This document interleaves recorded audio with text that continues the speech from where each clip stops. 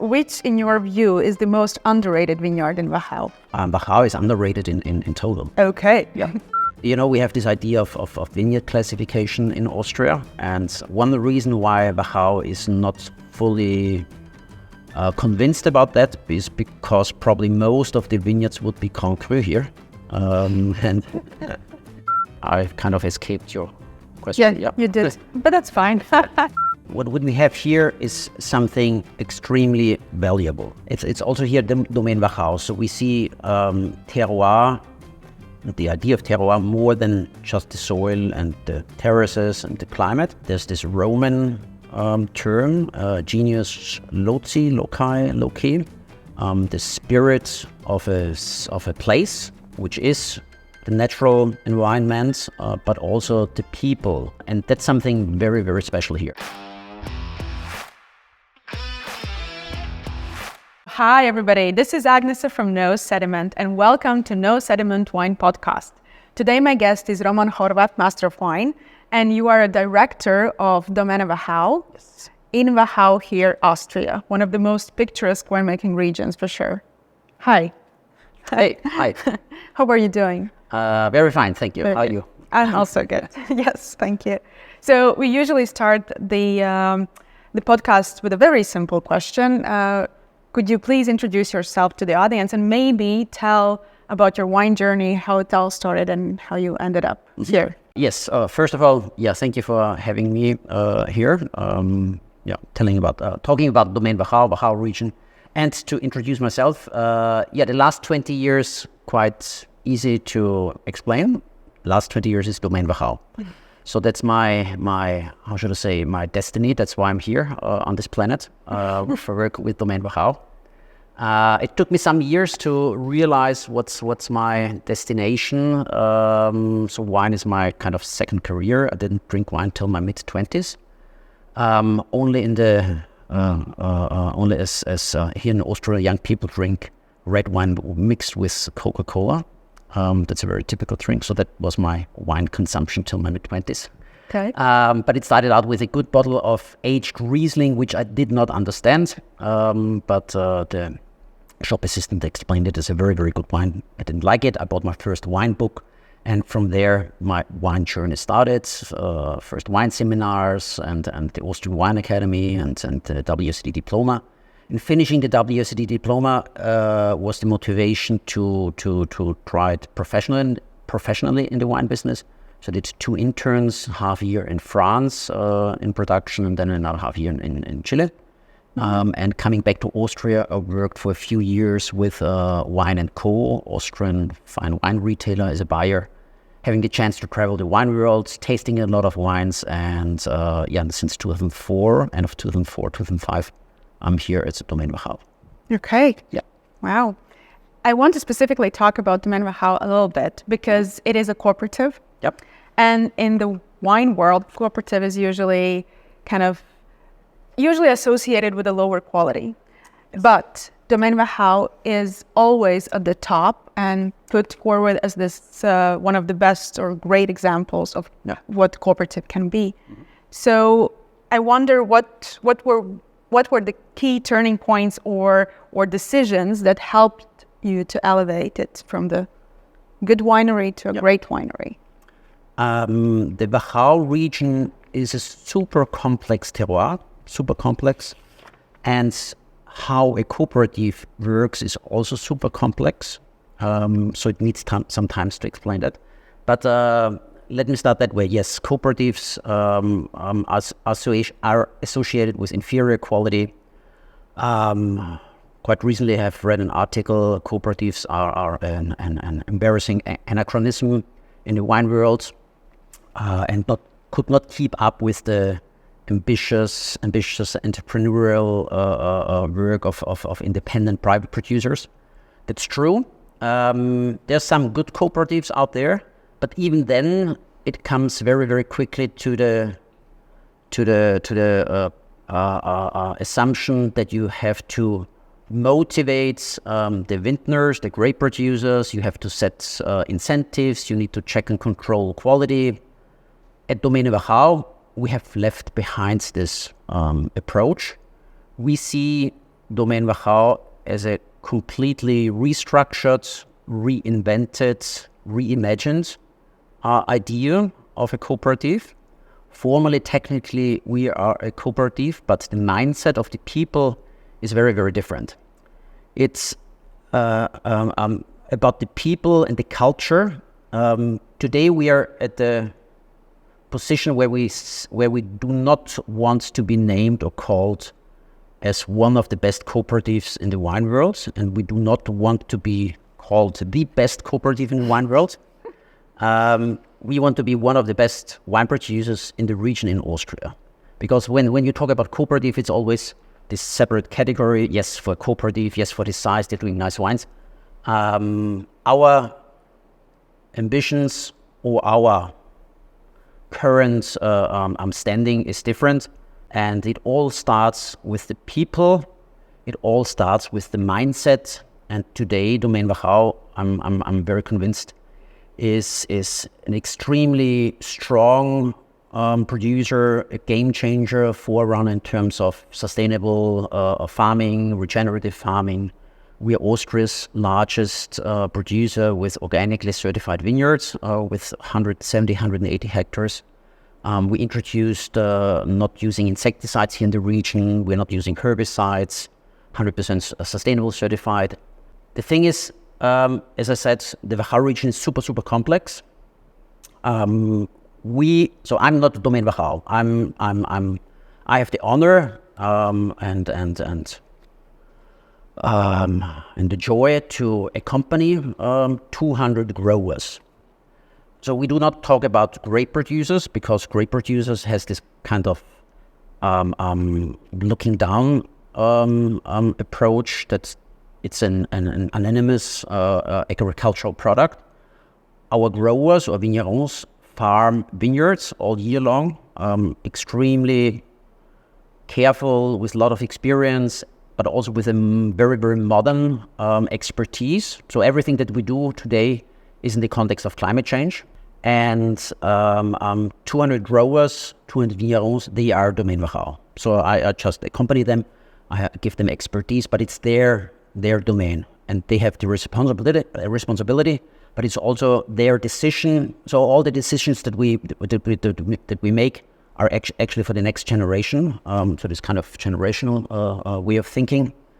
And 200 growers, and each of them being responsible for only 2 hectares on average. So extremely small, structured, which gives us a huge advantage nowadays, because we are extremely agile, extremely flexible, and also very focused and detailed in the vineyard. So our growers do not sit on a tractor and work 10, 15 hectares the same way in a morning session. They work each parcel, each plot very, very individually. It's a kind of plot by plot management, but of course with a very, very clear quality vision. So far for the introduction. Good. So you said you have 200 growers. Yes, we are 200 growers. Yeah. So how do you keep 200 people or growers working for the same quality direction? Because I just think about my country. We have a joke where there's 2 Latvians, there's 3 politics or politic parties. Yeah. So the idea is that it's just there's a lot of opinions. So how do you manage them to all work in the same direction? There are not a lot of opinions. There's one opinion that the Wachau region is something extremely precious. That Wachau is one of the most unique terroirs that you can imagine. And it's their land, it's their own lands that they have to work with and to carry it into future. What we give them is modern expertise, is modern knowledge, because what you've learned in wine school 20, 30 years ago is not enough anymore. But sometimes what you learn today in wine school actually is not enough anymore. We are permanently surrounded by experts such as organic consultants, climate researchers, biologists, entomologists, soil researchers, and give seminars and workshops and presentations. So our growers actually have an extremely high level of understanding of knowledge, which is extremely difficult for a private independent producer to get to this information. And what it needs is just process management, organization. Just an example, so we have a very, very precise picking plan. Each parcel, each plot has its destiny, has its purpose. So a parcel on the Kellerberg does not become next year a regional wine. It's always a single vineyard smart style Kellerberg. And the grower know that. Apart from that, it's a quite easy approach because in every winery, which is larger than 5 to 10 hectares, you have to organize your staff, your labor, your external labor, seasonal workers, foreign workers, which we do not have to do because we are completely independent from outside workers. It's always the vigneron, the grower, him or herself who stands in the vineyard, who has a very, very strong relationship with the vine, nature, because it's them who have been standing in the vineyard, who have been working very, very much handwork, craftsmanship work for years, for decades, for generations. And we do not depend on workers from outside. Even when it comes to picking, it's the grower, vigneron, him herself within the family. So also pickers are very, very experienced. Is there some specific rules that all the growers must follow? I just think, for example, with Produttori del Barbaresco, they just say you have to give us all Nebbiolo. Like, you cannot keep anything for yourself. Is there some kind of rules? I understand that the first idea is the climate change, how to tackle that. There are a lot of rules out there, but when it comes to the relationship that you have to force someone to do this, or that you have to check and control, I think we're in the wrong direction.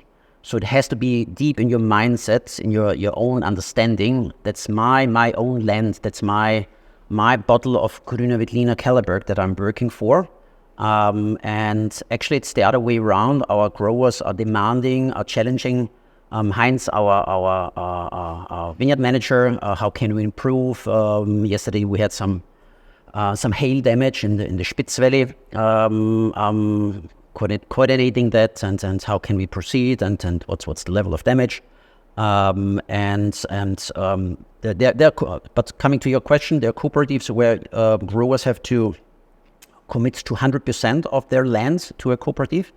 In Wachau, it's different. So we have growers who are part of the vineyard are Domäne Wachau, but they also have vineyards which they do for themselves because they have this little Heurigen, which they open, 2-3 times for a few weeks, and sell the wine at the Heurigen, for example. That has a long historic tradition here, and that works very, very well. But of course, the vineyards are clearly separated and exactly defined and demarcated.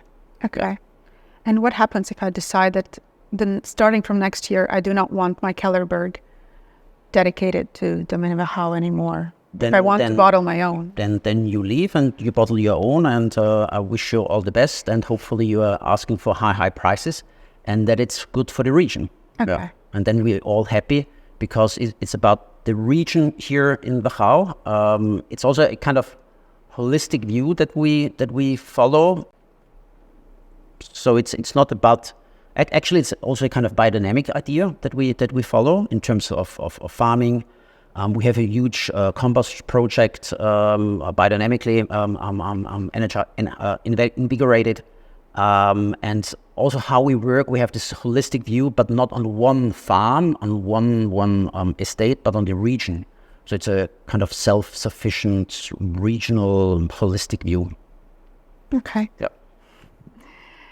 So we all know, and you more than anyone, probably, that it is more challenging to work the terraced vineyards than it is to work the flat vineyards. Yes. So how does that have an impact on the pay changes for the growers then? On the pay, on the pay changes, you mean on the income for the growers? Yeah. So that's a good question because we do not pay euro per kilogram. We are following an approach where growers are paid a decent income for the amount of work they have in the vineyard. Of course, into the equation, you also have to take the quality of the terroir of the vineyard. For example, Achleiten Kellerberg is higher quality than a vineyard on the valley floor, close to the Danube, deeper soil, richer soil. But there you can mechanize. You have slightly higher yields, so you can balance that out. But Achleiten is superior, full stop. But otherwise, there are many small parameters in the equation in terms of altitude, because later ripening, we have a east-west differentiation, because the western part of Wachau is later in ripening. We have the inclination, we have exposition, we have the right bank, we have the left bank, different type of soils. Then you have vineyards where you can completely mechanize, drive with a tractor. Then you have the foot of the hillside or the lower terraces where you can maybe use a small tractor. Then you have vineyards where it's handworked only. Then you have vineyards where it's handwork plus dry stone walls. So there are many small parameters which are in a complex matrix, which is slightly adjusted every year. But at the end of the day, it should be fair income for all the growers, depending on the vineyard. So it's not per kilo or per... Of course, kilogram is relevant, because if there's 0 kilogram, you cannot pay full money.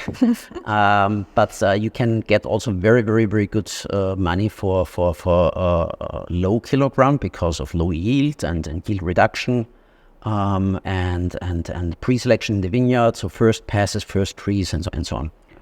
I will just ask, and maybe this is like a silly question, but just for me to understand. So if I have a flat land here, yes, and I could use it, I could work it with a tractor, but I just choose to do work by hand. Does that mean I would get higher paid? Well, that's a tricky question, yes. We haven't had this situation yet. I am trying to work around the system. We look on the vineyard, and if the vineyard is on the flat area, so very important, no vineyards becomes a wine accidentally. So each vineyard has a purpose. Each vineyard has a destiny. So in total, we work on 2,000 parcels, which we have in our system. So if you're in a vineyard, we have our own IT system. It's GPS located, and you know the vineyards, the owner, the history on the vineyard and how it's worked, and so on, age of vines. So each vineyard has its destiny, and the grower, the vineyard owner, knows what she or he is working for. So we have regional wines, we have vineyards that we pick a little bit earlier because they're lighter, more charming, approachable. And of course, then we have, because it's a very complex climate here, also vineyards that we pick later. But if you refuse to use a tractor, or you cannot afford it, well, you have to wait a few years, because you have good income, then you will be able to afford a tractor. Okay. So we have been talking about Wachau all this time, and maybe we started from the wrong direction, but I wanted to kind of get that out of the way, the cooperative stuff of the winery. But if we want to focus now on the region, could you paint us the picture why it is so unique? And because I do believe it is one of the most beautiful winemaking regions in Europe for sure. Yeah. But what makes it unique if we are comparing it to Douro or Mosel, because those are also very picturesque and steep slopes and terraced vineyards. Yes. If we look on other regions, what we have here is something extremely valuable. So it's also here the Domäne Wachau. So we see terroir, the idea of terroir, more than just the soil and the terraces and the climate. It's much more. There's also the people behind that. There's this Roman term, genius loci, the spirit of a place, which is the natural environment, but also the people, the mindset of the people, the community, how they live, how they think, how they grow up, what they learn, how they interact, and that's something very, very special here. It's a small region, only 1,300 hectares of vineyards. Domäne Wachau does 1/3 of that, so there's a really, really strong importance here, and it's a kind of microcosmos here. I wouldn't say that everybody knows everyone, but it's almost like that. Everybody has a certain relation to wine. If it's not him or herself, then maybe the neighbors or some relatives. But everybody knows about wine. So that also makes it challenging. And wine is more than just an agricultural product, of course. That's something extremely, extremely unique. And of course, it all starts by the region here. It's a natural protected area. It's a UNESCO World Heritage Site. Beautiful, beautiful, beautiful. But also when we look on the land, on the soil, it's absolutely unique. But it's all together, and that's something very, very special here. So I actually would invite everyone to come here. It is already filled with tourists a lot. Yeah. But I would still invite because it is just so beautiful, and there's something really authentic. I think it hasn't been lost still. And for sure, you know this hided jewels, some Heurigen where tourists don't go, and where you meet the locals. And yeah. I still want to focus more on the vineyards. Which, in your view, is the most underrated vineyard in Wachau? Wachau is underrated in total. Okay. Yeah. There are a few wines that go for 250 now. That's like Burgundy prices. Yeah. Not yet, but very soon. Yeah. You know, we have this idea of vineyard classification in Austria. And one reason why Wachau is not fully convinced about that is because probably most of the vineyards would be Cru here. And it's hard to understand by people from outside. Okay. Are you talking about the OT? Yes. Now it's already in the Austrian wine legislation. So the idea of classification has arrived in the Austrian wine legislation, and sooner or later we will have classification. But Wachau is quite reluctant on that. Underrated. I mean, there are many, many great vineyards that people know, such as Achleiten, Singerriedl, Kellerberg. But in between these iconic vineyards, there are some hided, not hided, but maybe unknown vineyards. We have one here, which is Liebenberg. Very nice name. Literally translated into the hillside of love. Liebenberg, very close to Achleiten. Very, very steep terraced vineyard. We do a Federspielstyler out of that. So we tend it, we work it slightly different. Pick a little bit earlier, but it's a extremely puristic, transparent, Grüne style. This is spicy tobacco, cold smoke flavors. So this is one of the examples, which is maybe kind of underrated. But of course, also all the vineyards in the Spitzer Graben, Spitzvalley are kind of underrated. Yeah. I think so too. Yeah. Which vineyard or area, in your view, has potential to deal with climate change the best? It not necessarily needs to be a single vineyard. It could be like an area altogether. In Wachau, you mean? Yes, of course. We're talking only on Wachau. Climate change. I will answer in a different way. Sure. Because we have come to the point that we are not scared of climate change. We have this extreme weather patterns, like yesterday a little bit of hail, which are devastating, very often quite locally. But when it comes to drought periods, extreme heat periods, intense rainfall, I think the new approach in the vineyard, regenerative farming, organic farming, using cover cropping. Cover cropping is probably one of the most important topics. Working with a living soil, where you lower temperatures of the soil, where you have less evaporation, you have better water infiltration, better water holding capacity, changes our experience with this climate change. The plant, the vine, also has certain adaptability, flexibility, so it starts to adapt to this other climate, and we're quite positive. I don't know what's in 100 years, and I don't know what in 50 years, but for this generation, for the next generation, with Grüne Veltliner and Riesling, we're quite positive. Wachau is the most western region in Austria, so as soon as Wachau doesn't work anymore, there are all the other regions which have failed long before, I would say. So I wouldn't say there's a specific region. Of course, we have the Spitzvalley, the coolest parts. We have the right bank. So when I arrived 20 years ago, people looked somehow down on the Spitzvalley. Very important for us because we do 40 to 45% of all vineyards there.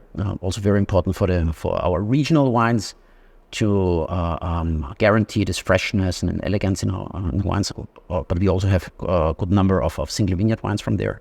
But in general, we're positive with Wachau and climate change. So all Wachau has the potential to deal with the climate. All Domäne Wachau. Okay. I was actually thinking that you might mention either Spitzergraben or the left bank. Yeah. Right bank. Right bank. Yeah. Yeah. Okay. Yeah. I did mention them just to answer your follow your expectations. Okay, I had another question in my mind that wasn't written, but I forgot about it. well, we were joking. Let me think. So, what was I thinking? Yes. That is a topic that I'm really interested in, and but I haven't gotten anyone to really interview on it. So maybe you want to touch upon it, and so you mentioned the cover crops. And I do think that this is one of the most important things a winemaker or a viticulturist can do with their vineyards. So maybe you could just give an introduction and explain what it is. Do you have full year cover crop, or do you have it like? Well, personally, I'm not the expert on that, so I just have to organize that we can work with it. And Heinz is accompanying all of our growers.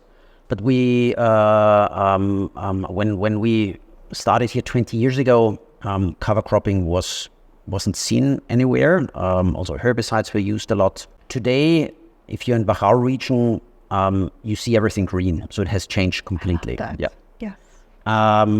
Cover crop using different wild flowers, legumes, clover, and fescue. It depends very, very much on the soil. So there's not one cover cropping type. You have to be extremely experienced, and it's a science by itself.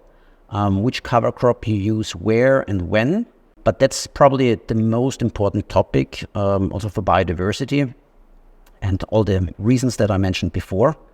And it changes the idea how we work, and we see the vineyard becoming more resilient. The best soil would be that you do not touch it at all. The best soil would be you do not work it, you do not plow it, you do not till it. So untouched soil. If you go into the forest, into the woods, that would be really natural soil with a high level of organic matter. We have to open the soil very, very little when we sow the new cover crop. Every 2-3 years. What we also doing right now is a research project which is under vine cropping. That's because in the past to avoid weeds you used glyphosate, and then you had other weed killers. We do not use that anymore, so you have to work it mechanically, but which is very, very demanding, very time consuming. To avoid that, you need plants which behave in a different way. They should be very, very low in height. They should emerge very quickly and use very, very little water. And finding the right plants is very, very difficult because it also changes from site to site, from vineyard to vineyard.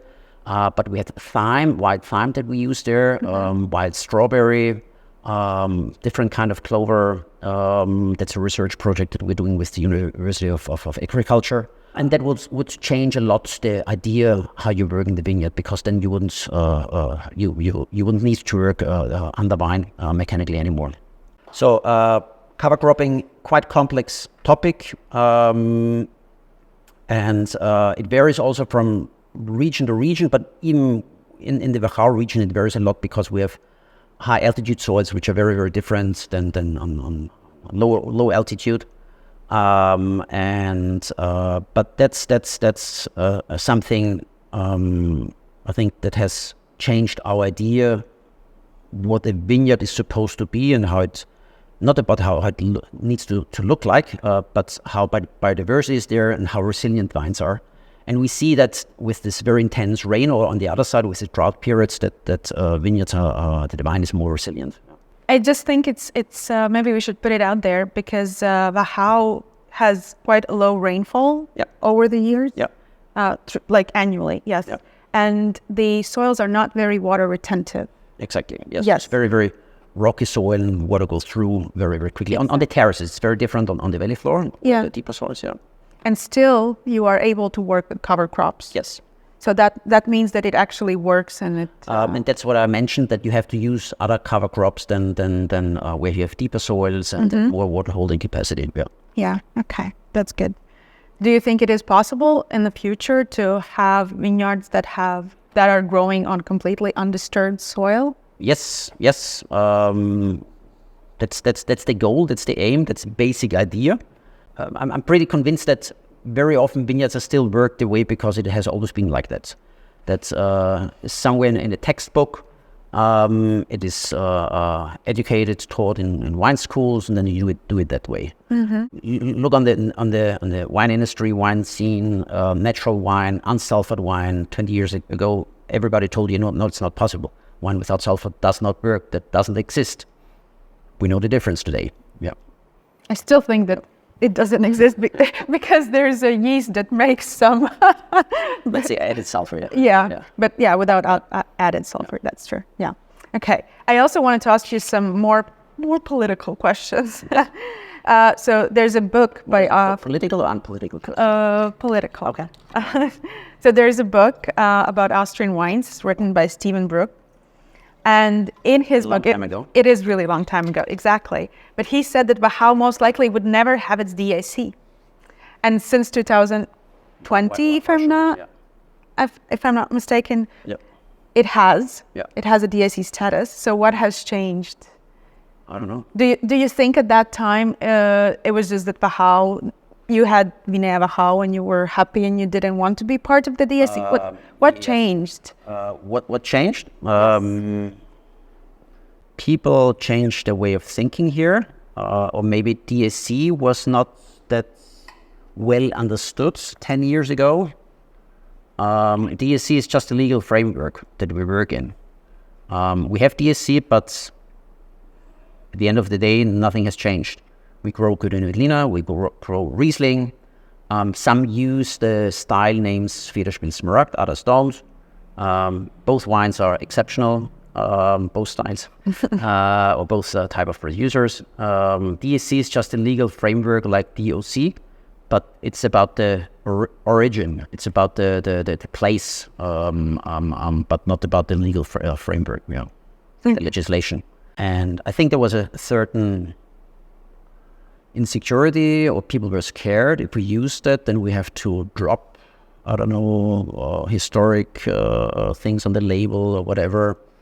But that's something that we just talked about, how you work in the vineyard. It needs some time to overcome old perceptions and experiences. Yeah. Okay. So before we move to the next question, because it kind of involves the discussion of Vinea Wachau, maybe you could explain to the viewers what is Vinea Wachau. Vinea Wachau is an association of producers here in the region. The idea was to protect the region, because the rules behind Vinea Wachau, so if you're a member of Vinea Wachau, you have to commit 100% to the Wachau region, which is not the normal situation in other regions, because if you're in Kamptal, you are very, very happy to buy wine in bulk from the Weinviertel and to bottle it under the name of Niederösterreich. So you're quite flexible in your volumes, in your quantities that you have on the market. Maybe you have a small year. For your entry-level Grüne Veltliner, you can buy in wine in bulk, or you can buy grapes from other regions and use them, because you label it anyway under the name of Niederösterreich, Lower Austria. Yeah. Here in Wachau, there's no wine, or no significant wine under the name of Niederösterreich. Everything is Wachau. So everything that is produced here, because it's a very, very distinctive, unique region, and even random grape varieties, if it's a Pinot Noir or a Rote Traminer, are supposed to show their origin, Wachau. So when you are a Vinea Wachau member, you have to have 100% of your vineyards and your production in Wachau. You're not allowed to have to buy wines, grapes from outside. You're not even allowed to have a financial connection or interest in another winery outside of Wachau. In that way, I think it's the strictest regulation that you find in the wine world worldwide. Vinea Wachau was created in the 1980s, and back then, of course, wine culture was very, very different. Wine was kind of agricultural crop. You worked for a safe harvest. You picked quite early to have all your grapes in the cellar, and then you had decent wines for everyday drinking. But here in the region, people realized, and there were a small bunch of producers realized, if you wait longer, if you pick later, the wines are much better. You have longer hanging time, you're in a cool climate. Based on that idea, this 3-tier system was established. Stein, Feder, Federspiel, Smaragd. Smaragd is the highest level. Later picked higher alcohol. So the idea was the higher the alcohol, the better the wine. But back in the 1980s, no one talked about climate change. The word actually didn't exist, climate change, probably. Today, everything is different. The idea Stein, Feder, Federspiel, Smaragd actually was already written down in a book from the 1970s as quality wine, Kabinett, and dry Spätlese. So there's actually the 3 styles, and that were specific names. Yeah, that's Vinea Wachau. Let's say 90% of the vineyards here in Wachau are part of Vinea Wachau, 85, 90%, I'm not sure. And most of the producers, there are some very, very good producers who are not member of Vinea Wachau for various reasons, for different reasons. Yeah. Okay. You want to know why they're not? Yes, I wanted to ask you, just in your own opinion, what do you think motivated them to exit Vinea Wachau? Because it was such a well-established brand, I think. Yeah. I think the reasons differ from one producer to the other. So it's not always the same reason. It has to do somehow with, of course, with the changes in the last 10, 20 years. Wachau had success earlier, or achieved success in the wine world earlier than any other region. And there are more successful producers in the Wachau than anywhere else in relation to the size of the area. And there are some super successful producers. Maybe that makes you, I don't know, some kind of complacent and slow in changes, and you keep it as it is, and you think it's good because it's success from yesterday, and it will also be good for tomorrow.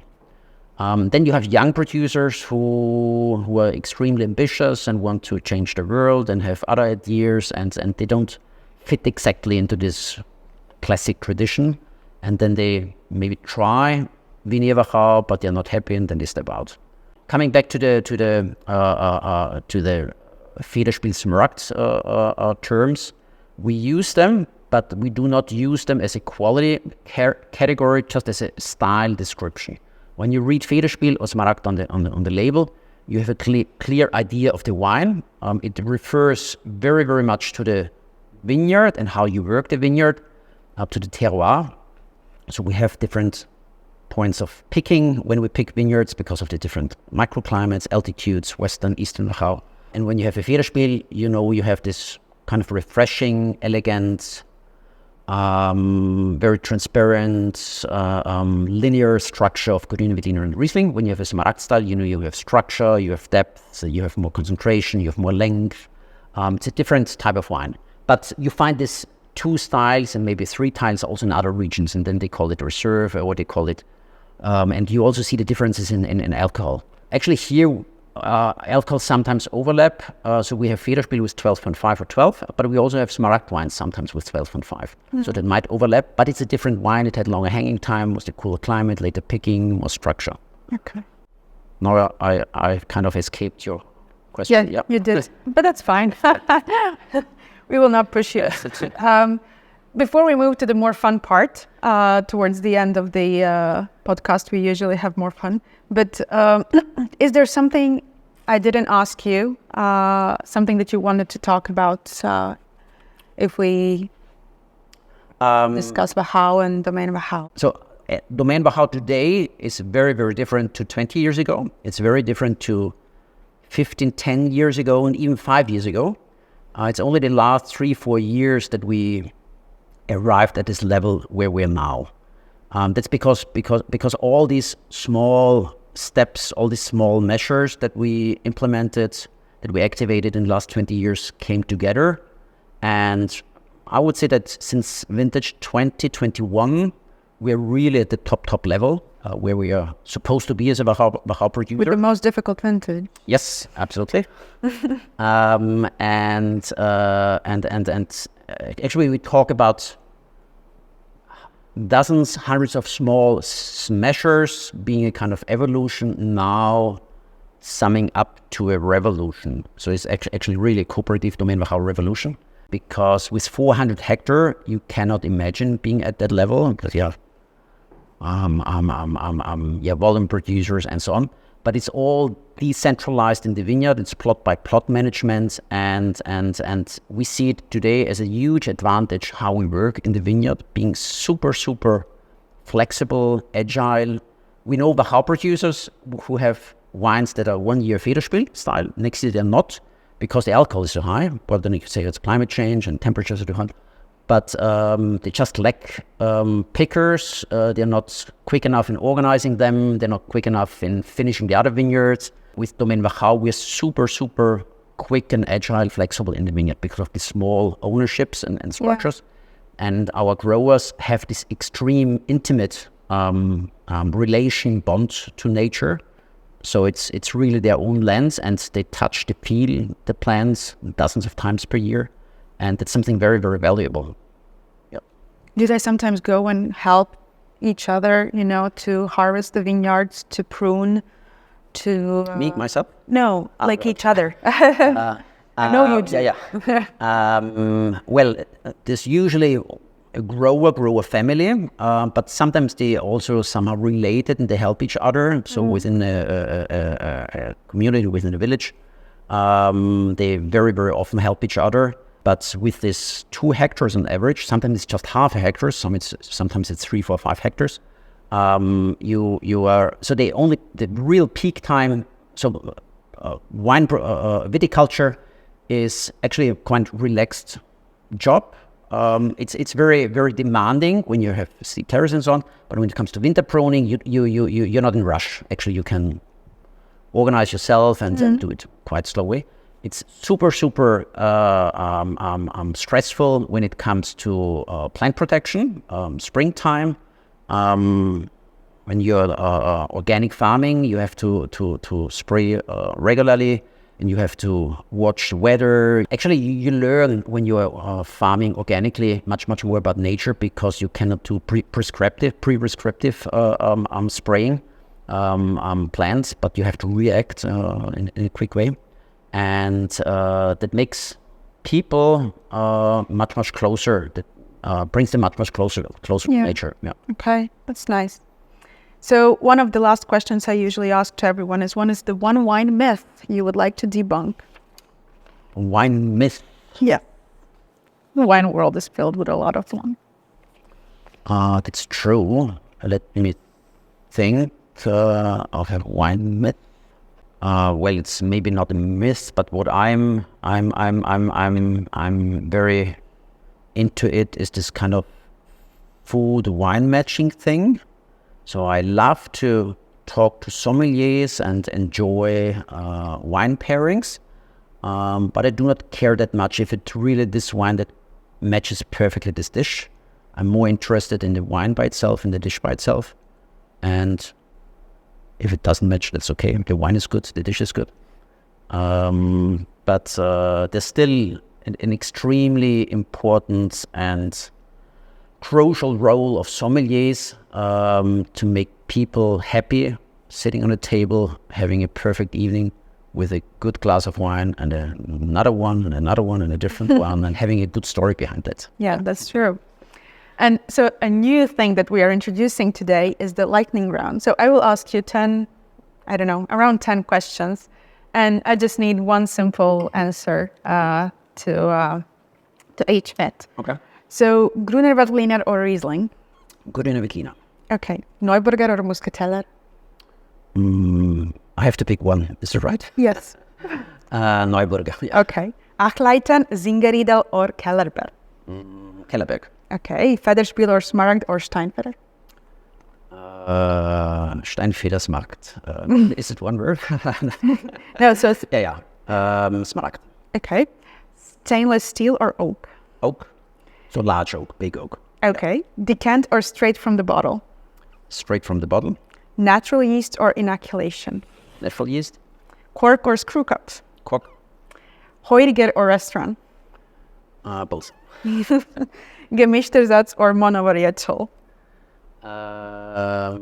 Monovarietal. Okay. And 3 favorite vintages of Wachau? 82. But it's a surprise vintage. But it's 90. Only 3? Yeah. Really? Tricky. 24, 21. 24, 21. Yes. Those are difficult vintages. Absolutely. Yeah. Okay, so those are your Like the favorite. challenges. Okay. And the last question actually is coming from the previous guest. Yep. And he actually made a statement. He said a 100-point wine is not for everyone. And since you're a master of wine, I thought we could put it like a 100-point wine is not for everyone. Discuss. Oh. No, because it's rare and expensive usually. So it's not for everyone. Yeah, but I think he meant more the points. Points are a game. A game that you can join and play it, and you know the skills and the tricks, or you refuse to join the game, which is also fine. But I don't see it that, how should I say, it's strict and down to truth anymore. Of course, there are somewhere out there 100 points. So what does it mean? But when you sit down with the people giving these 100 points and tasting the wines and even discussing the reasoning behind that, that's very, very subjective. It's also very, very connected to history, culture, kind of informal regulations. Well, that's a very well-known producer's name, brand, extremely expensive.